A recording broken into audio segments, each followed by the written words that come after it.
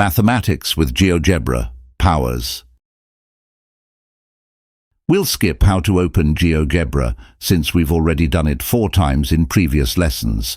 Today we'll use its calculator. In short, 005, you learned what a power is. First, we write the base, then the exponent, the small number that tells us how many times the base multiplies by itself.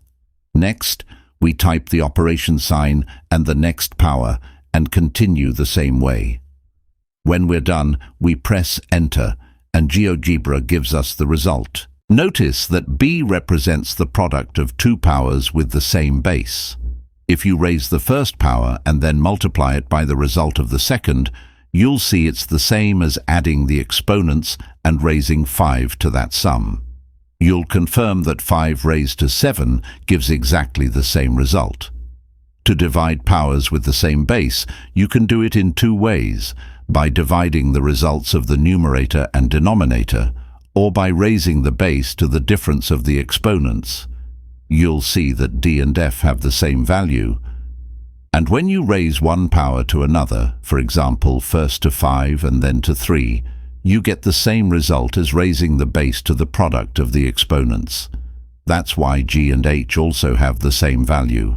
Any number raised to 0 is 1. Watch how we do it with GeoGebra. We divide 5 raised to 7 by 5 raised to 7. The result, as with any division of equal numbers, is 1. We also know that when dividing powers with the same base, we subtract the exponents. 7 minus 7 equals 0. So 5 raised to 0 also equals 1.